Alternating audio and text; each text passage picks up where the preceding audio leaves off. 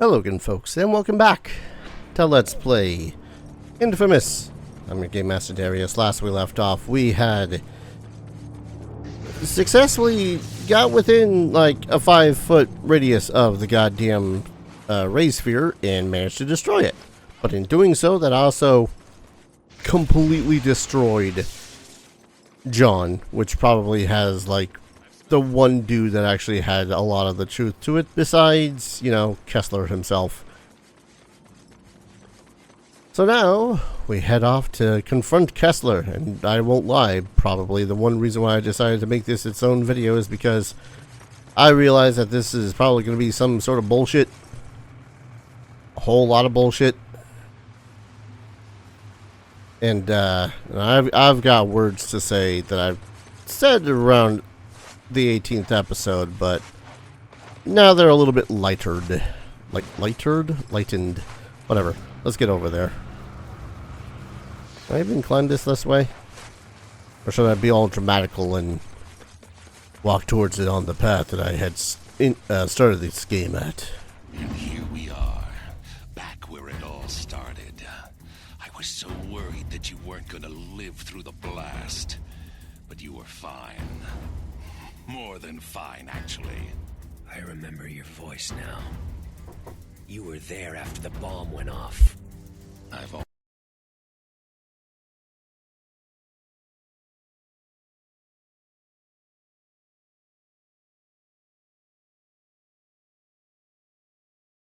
Sorry about that. Roommate came in during the cutscene and thought I had enough time to do shit. Whoa, whoa, whoa, whoa, whoa. Can I get off the platform, please?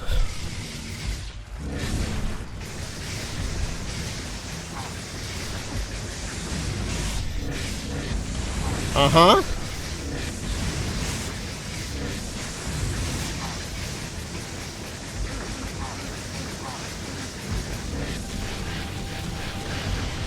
I'm not sure where the challenge is at the moment. Oh. She lies, tells people you're a teacher. No one respects a bike messenger. You're not going anywhere. Well, okay. That's a thing he can do.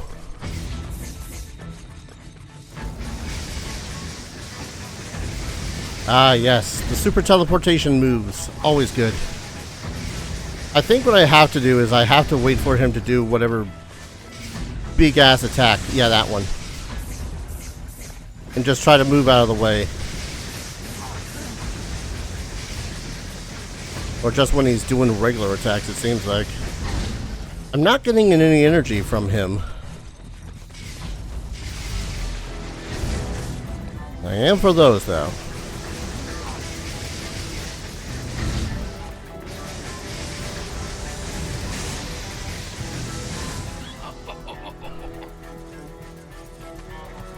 Rude. Worming your way out this time, Kessler.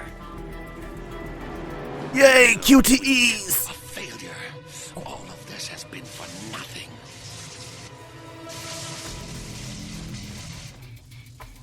Get your hands off of him! Go! Make a run for it! I'll take care of this gas bag! This doesn't concern you, fat man. Ah! Zeke, you had a gun. You didn't need to run up to him. Your IQ is officially lower than that of cold water. No one is gonna save you this time. I'd be so glib when I ran my foot up your ass.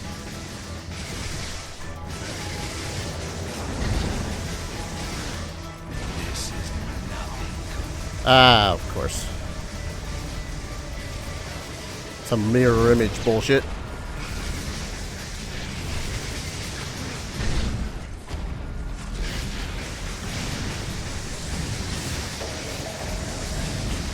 Yeah, I think the most annoying part of this is that he just kind of doesn't seem... Oh, wait.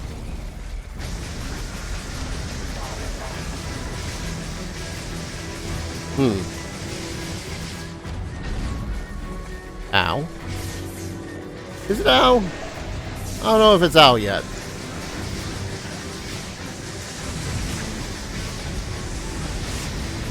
Okay, what the hell are your powers?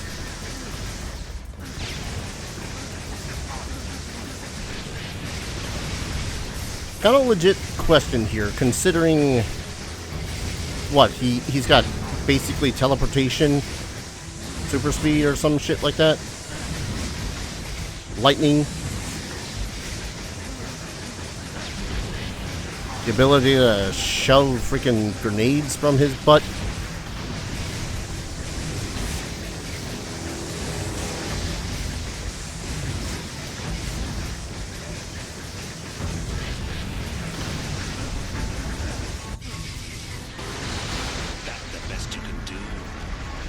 The ability to just casually summon drones, apparently. Your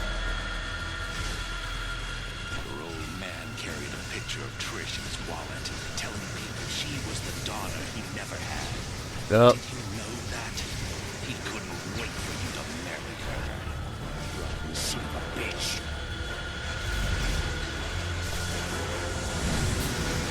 I'm not sure what he's getting at, trying to, prove like, oh man, Cole, you were such a terrible person. Like, yeah, that happens sometimes. People can be pretty disappointing. I should know. I'm one of them.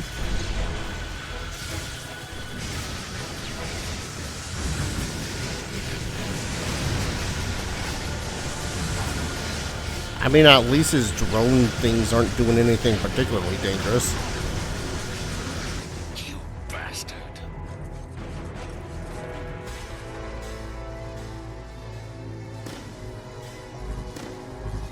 Come on, get in there.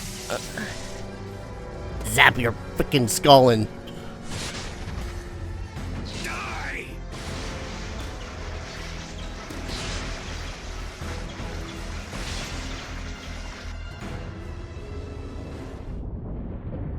I looked down at Kessler, reveling in my victory.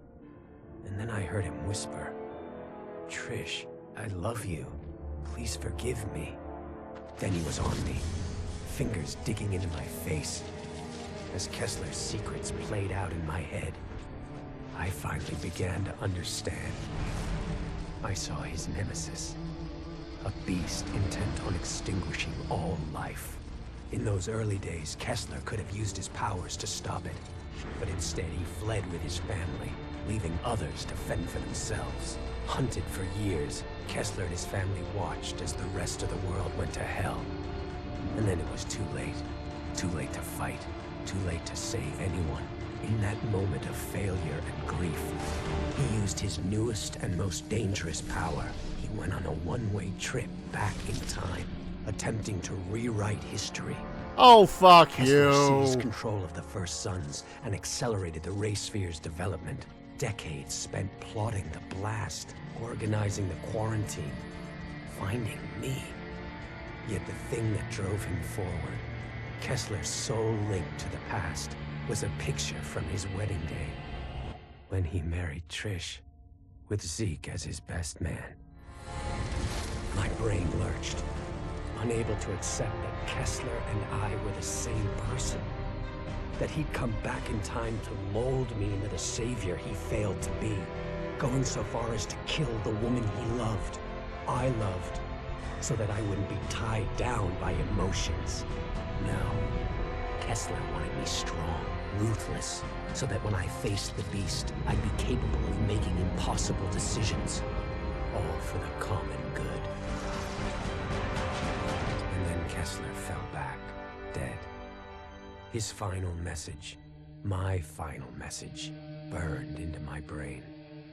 I take one last look down at myself, my future self, and turn away, the rage curdling inside.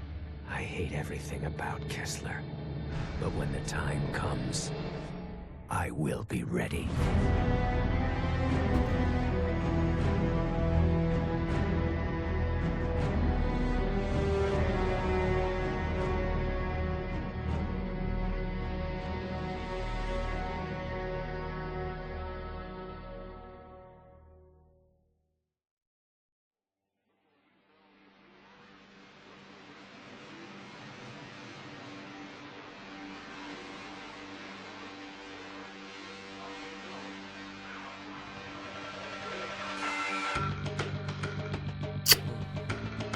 So that was infamous. The story can actually go fuck itself now. Alright. So, gameplay-wise, it's your basic goddamn 2000s exploration. Find all the gadgets and gizmos and all the doodads things. Sort of a thing. Upgrades as you progress through the game, which honestly, some of the upgrades weren't that bad. I do like that it did kind of still have a whole pistol, sniper rifle, grenade launcher sort of a thing. It's fine. It's nothing offensive. How the enemies reacted to all of your attacks are weird, if only because they feel like that they are completely and totally in control of the situation by being able to simply dodge out of the way, or not even dodge out of the way, but just stay out of the way of your aiming reticle, because it's bizarre to me. It's not like they have a dodge move, like, say, Neopets, which makes it so as they completely negate any damage they would have taken. But they just have the ability to know where you're aiming at any time and move out of the way. You move right, they move left. They move left, so on and so forth. And that was honestly the most frustrating and tedious part of the game, is just trying to kill these guys that are constantly able to just sidestep out of the way of where you're currently aiming. And there was no real aiming ahead of them as they move, because then they just move the other way. And I feel like it got better in the third act, for lack of a better word for it, because let's face it, being able to hit something and it just taking more damage feels better than trying to hit something and just miss. Yes, I could have just sniper shotted absolutely everything that I see, but you know how much longer this playthrough would have been if I did that? It would have been agonizing. I would have actually quit back at 10 episodes or so ago. Oh yeah, otherwise, it's inoffensive. It's, in that regard, getting around from point A to point B sucks. Just straight up. Your character is not fast, unless you use the wires or the train tracks or whatnot. And I get that's kind of what the appeal that they were trying to go for, to make you use the telephone wires and use the train tracks and whatnot. Problem with that is that the way that the physics is designed is that when you get to the end of a track, you will just launch and completely miss whatever other thing you're trying to land on. I have done that so many times, not even just recorded, but even off camera, just trying to get from point A to point B and completely missing a power line because, oh, you're suddenly going 50 miles per hour. And it got bad. It got annoying. And the parkouring up buildings was basically useless. I thought this would be the end. That once Kessler and the Ray Sphere were gone, my life would go back to normal. But now I understand that this is my life. That there's no going back. That the gift of these powers will be my burden until the day I die. The people around here, they love me.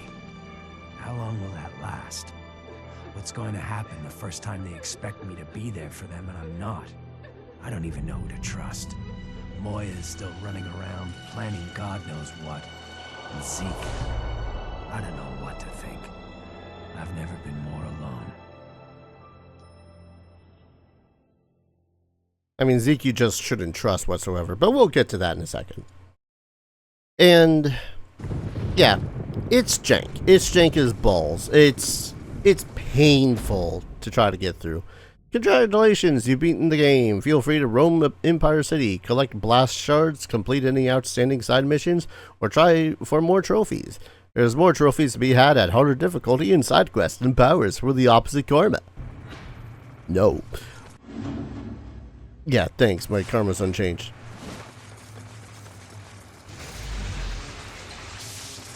I don't know. It was very much a gameplay-wise. It was a very neat idea. Superpowered dude able to go around the place and be the big damn hero. Oh man, I really did clean up all the side quests. Neat. And I think the worst part of it, though, is just with how the game is. And sometimes they will just throw enemies, just a relentless amount of enemies at you. You have to take it slow. You can't play like how I was playing at certain points, where I was just trying to bull rush through the crowds. And I played on easy difficulty. I don't know how that affects the gameplay itself, necessarily. But since I played on easy difficulty, I'm kind of assuming that the checkpoint system was far more lenient. Because God help me, I don't... If they made the checkpoints any more back than where they had placed them for me, I definitely would have noped out of this game super fast. That said, it's still not terrible gameplay-wise. Frustrating, for sure. Casually speaking, I could see me having had fun with this game. Because I wouldn't have, felt the pressure of recording and felt the need to just get a quest done before the end of a video, sort of a thing. So gameplay-wise, I don't know. I give it a low 6. Maybe mid 6. It really needed a lot of polish, and who knows, maybe we see a lot of that polish in the sequel. I know that Neon Lights, I think it was called, was supposedly very good. I remember very little of that because my friends played it way back in the day, but I just remember it exists. And it seemed to also have a interesting premise. That said, its story. Whew. Its story. That was a decision. So, Zeke, I 100% saw being like a traitorous friend, basically from the start. He just reeked of every single flag. He was waving every single one of those flags that said, yes, I'm either going to betray you or I'm going to die super early and no one's going to actually give a flying fuck. I was hoping for the latter. Trish was interesting, I suppose. Cole himself as a character is just very... Like, okay, I am of course speaking from the good character side of things when it comes to all this, but there's just a whole lot of stupidity in how the plot progresses with the story. Like, the whole thing with Sasha, where if you blast the... if you just casually blast the water tanks before and suffer her the effects of her poison or whatever the frick it was at this point, then you're evil. But if you were to go up to them and handle them yourself, you get blasted in the face. Like, you didn't learn your lesson the first time you did that, Cole. You couldn't have just adjusted yourself or adjusted how you're going to break just stay there, get hit in the face. And a whole lot of it is just like, oh, this minor inconvenience thing I can do makes me a good guy. But if I just ignore the people that are hanging upside down by a mob, then I'm a bad guy. I don't know. It's kind of stupid shit like that. It's your super basic good evil karma system where they tried to ham fist anything and everything they could to make you feel like you were a good guy or you were a bad guy. Or at the least they frame it like that, sort of a thing. Like, yeah, killing a guy for the extra shards, I could see that being a bad guy thing. But going... If you notice a dude that's hanging by a foot and you happen to just miss it, oop, you're evil now. It's stupid shit like that. I do kind of like how it came around to the final encounter happening back here at the, well, not here, but you know what I mean, back at there, where the bad shit went down. I think, honestly, the most interesting character had to have been John. Like, we knew very little about him, but we were slowly piecing together what he was doing, who he considered a friend, who he trusted as he was, you know, as we found the dead drops. Moya, I have no clue. I don't know. I really don't know if I trust her at all whatsoever. I honestly really don't. But part of me still goes like, okay, but what if we actually did what she said and all that fun shit? And then there's the actual villain slash good guy slash he's us, but we're him because time travel.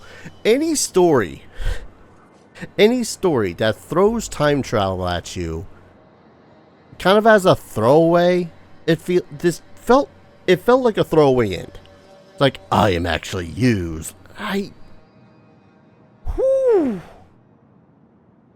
That explains why he got the electric power. That explains why he had the ability to blast us. It didn't really explain how the hell he was able to casually summon swarms of drones, but that was a thing. It explained that stuff. And I guess he got more power as the years went by, or as he kept on fucking around with the sphere. I don't get why he couldn't have just gone back in time and stopped, quote-unquote, the Beast himself.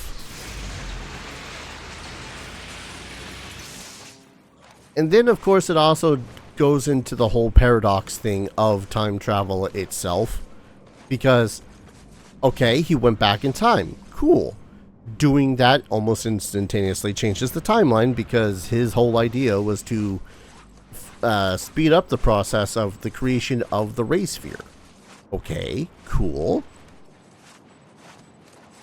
And it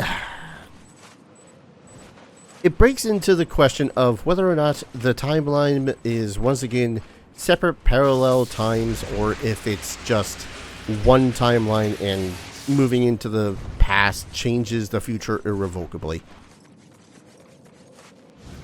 Because I would assume that it was a irrevocably thing, the way that he's did it. I guess, I don't know. Like, we have no answers for how that worked. Beyond just, he did it. He went back in time. It is... I would have preferred that he was just some sort of... that he was some sort of dude who went back in time to try and... Not even back in time. I would have preferred that he was just a dude who felt absolutely ripped off by the world or some shit like that. And he wanted to improve life somehow by making it so as people evolved or whatnot. Like... And, it's the same idea, sure. It's a tired idea. But it's less of a tired idea than fucking time travel. And trying to manipulate your future, past, whatever self. Here's an idea. You got the power through this whole ray sphere thing. Why don't you tell your past self, hey, dude, there's some nasty shit that's about to go down, and I believe that you are the one person that's able to do anything about it. Is it going to be a more interesting story? Probably not. But at the same time, it's a far more... Then we could have had a different game entirely that didn't have to deal with a stupid good-evil system. Or maybe could have dealt with a good-evil system where Kessler was more or less just trying to get him to turn the dark side and whatnot, and only for Cole to utilize his powers for the benefit of other people and whatnot. And again, why couldn't he have just gone back in time and killed the beast himself? Why? Why is that not an option? This is a big if with quotations the size of Sekata Sanshiro's eyebrows. So big of an if that if I do get into Infamous 2 or DLC shit or Neon Lights or whatever the hell it was called, if they do time travel shit, I officially give up on the story, because the story itself was relatively serviceable. People were discovering that they had powers and going mad because of it. Sasha, holy shit. But the rest of it, it was...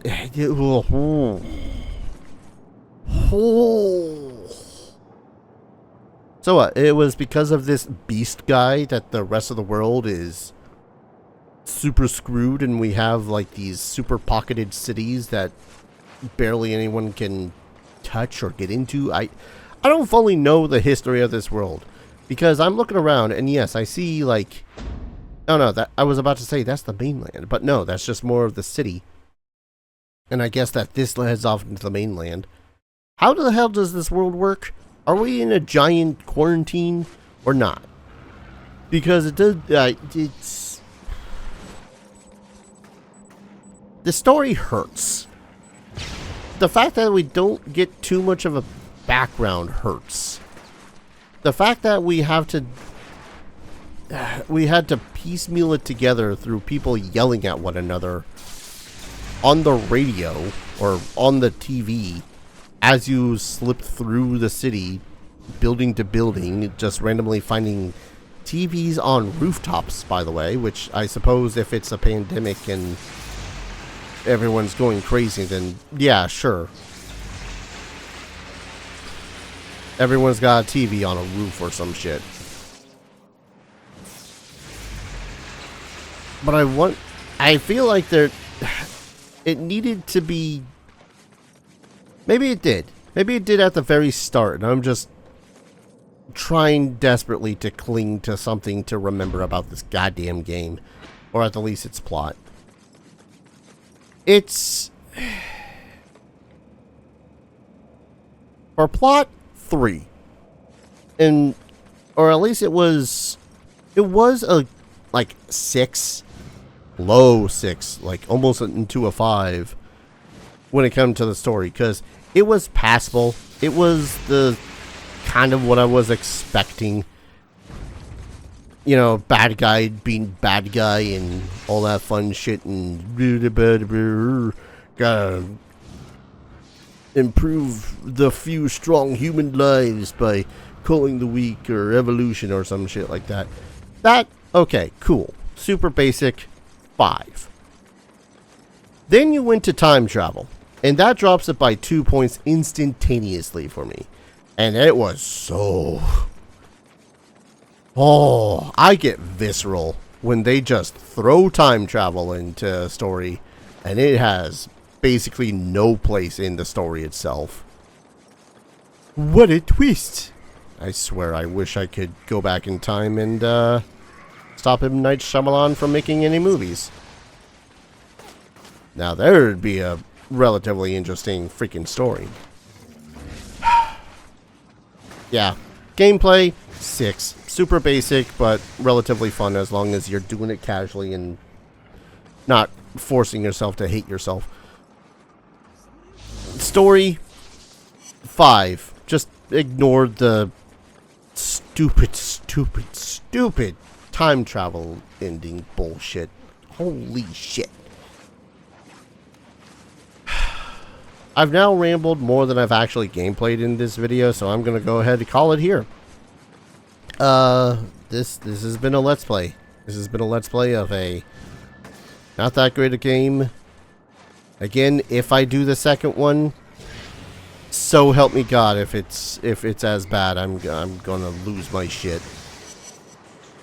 But thank you everyone so very much for watching. I hope you all enjoyed this series as much as, or hopefully better than I enjoyed it myself.